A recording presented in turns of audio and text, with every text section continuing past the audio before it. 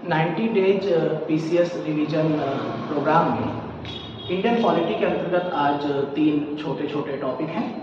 नागरिकता, इसके अलावा संसदीय शासन और संघीय व्यवस्था के लक्षण।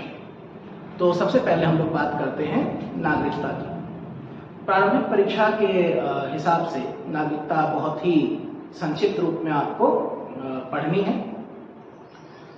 नागरिकता भारतीय संविधान के भाग 2 का विषय है और अनुच्छेद जो कवर होते हैं आर्टिकल 5 to 11 और नागरिकता से संबंधित अनुच्छेद देखने की कोई खास जरूरत भी नहीं है। एक आर्टिकल 9 महत्वपूर्ण है जिसको आप देख लेंगे एक बार कि यदि कोई भारतीय नागरिक स्वेच्छा से, अपनी इच्छा से किसी दूसरे देश की नागरिकता स्वीकार करता है तो उसकी भारत की नागरिकता समाप्त हो जाती है। इसके अलावा अन्य किसी आर्टिकल को पूछे जाने की उम्मीद कम है। भारतीय नागरिकता के जो विशेषताएं हैं वो मैं आपको बता देता हूं। कुल 5 या 6 पॉइंट हैं जिसके अंतर्गत हम इसको देखेंगे। पहला, भारतीय संविधान एकल नागरिकता प्रदान करता है। एकल नागरिकता भारतीय संविधान की एक विशेषता है क्योंकि भारतीय संविधान संघात्मक संविधान है और संघात्मक संविधानों में दोहरी नागरिकता का प्रावधान होता है। तो संघात्मक संविधान होने के बावजूद भारत में इकहरी नागरिकता है जो कि एक एकात्मक लक्षण है। भारत की आजादी के समय की परिस्थितियां, विभाजन, भारत में जातिगत और क्षेत्रीय पहचान का कभी कभी राष्ट्र से बड़ा हो जाना, जो ऐतिहासिक बैकग्राउंड था, उसको देखते हुए संविधान निर्माताओं ने तय किया कि प्रत्येक भारतीय को सिर्फ एक ही नागरिकता मिलेगी, भारत की नागरिकता। जहां उसका जन्म हुआ है या जिस राज्य का वो निवासी है उससे उसकी नागरिकता का कोई संबंध नहीं होगा। तो भारत में एक नागरिक किसी राज्य का स्थायी निवासी हो सकता है, मूल निवासी हो सकता है, लेकिन राज्य का नागरिक नहीं हो सकता। नागरिक वो सिर्फ भारत का होगा। तो भारतीय संविधान एकल नागरिकता प्रदान करता है, ये पहली विशेषता है। दूसरी विशेषता है भारतीय नागरिकों को प्राप्त कुछ अधिकार और विशेषाधिकार जो कि विदेशियों को नहीं प्राप्त है।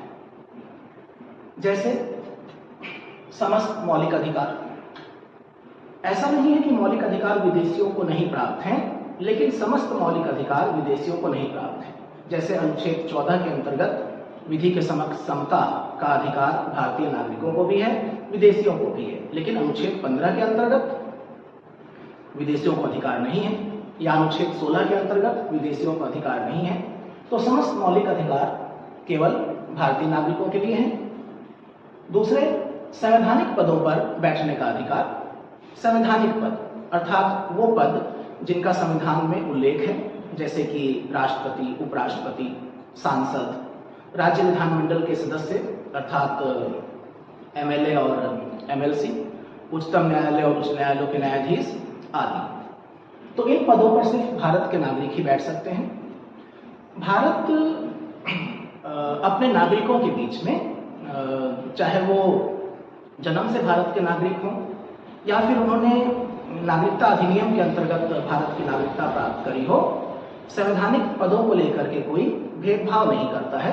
अर्थात भारत में राष्ट्रपति जैसे पद पर कोई भी ऐसा व्यक्ति बैठ सकता है जो जन्म से भारत का नागरिक हो या फिर उसने नागरिकता अधिनियम के अंतर्गत भारत की नागरिकता प्राप्त करी हो। कुछ देशों में इस तरह का भेदभाव होता है, जैसे अमेरिका। इसके अलावा भारतीय नागरिकों के पास मतदान का भी अधिकार है। तो ये कुछ विशेष अधिकार हैं जो सिर्फ भारतीय नागरिकों के पास है। प्रश्न इस तरीके से आ सकता है कि कौन सा एक अधिकार नहीं है। इसके बाद भारतीय संविधान ये तय नहीं करता कि भारत की नागरिकता किसी विदेशी को कैसे दी जाए। इस मामले में संविधान समस्त अधिकार संसद को दे देता है। अनुच्छेद 11 है जो कहता है कि इस संबंध में संसद एकमात्र स्रोत है कि किसी की नागरिकता का निर्धारण कैसे किया जाए। तो संसद ने इस संबंध में सिटीजनशिप एक्ट 1955 बनाया, बहुत चर्चा में भी है आजकल। CAA, सिटीजनशिप अमेंडमेंट एक्ट इसमें कई बार संशोधन हुए हैं, तो नागरिकता अधिनियम अब नागरिकता संशोधन अधिनियम है। तो नागरिकता अधिनियम 1955 5 प्रकार बताता है कि कैसे किसी विदेशी को भारत की नागरिकता मिल सकती है। प्रारंभिक परीक्षा के लिए इसकी डिटेल में भी जाने की जरूरत नहीं है, आप ये 5 पॉइंट याद रखिए। जन्म से भारत की नागरिकता हो सकती है, वंश से हो सकती है, पंजीकरण के द्वारा हो सकती है, प्राकृतिक रूप से हो सकती है, या किसी क्षेत्र को समाविष्ट करके हो सकती है। और इसी अधिनियम के अंतर्गत 3 प्रकार बताए गए हैं कि नागरिकता किस प्रकार से समाप्त हो सकती है। स्वेच्छा से आप नागरिकता का त्याग कर सकते हैं, अर्थात आप किसी दूसरे देश की नागरिकता ग्रहण कर लीजिए, आपकी भारत की नागरिकता समाप्त हो जाएगी।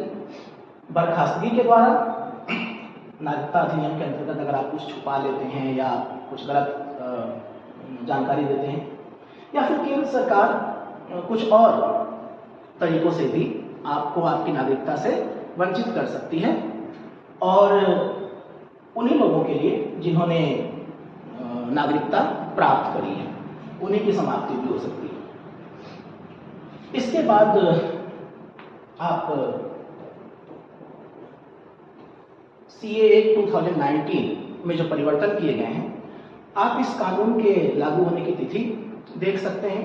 भारत के पड़ोसी देशों में जो अल्पसंख्यक समुदाय हैं, उनके लिए व्यवस्था की गई है। इसके ऊपर एक छोटा सा वीडियो मैं अलग से डालूंगा।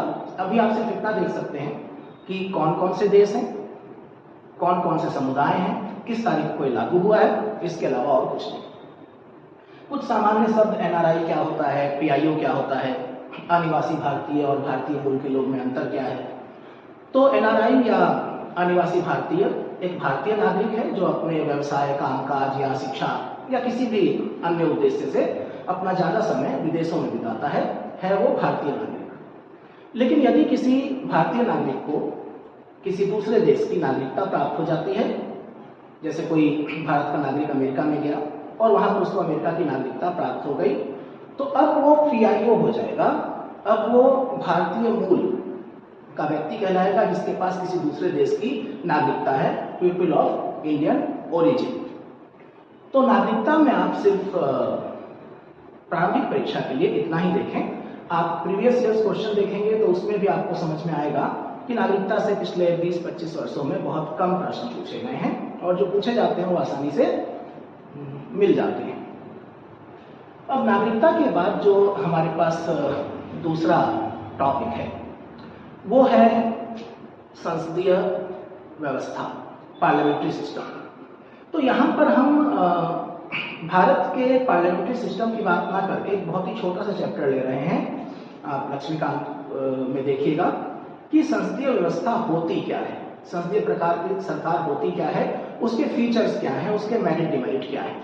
इसी प्रकार से जो इससे अगला चैप्टर है संघीय व्यवस्था, उसमें भी हम ये डिस्कस नहीं करेंगे कि भारत की संघीय व्यवस्था कैसी है।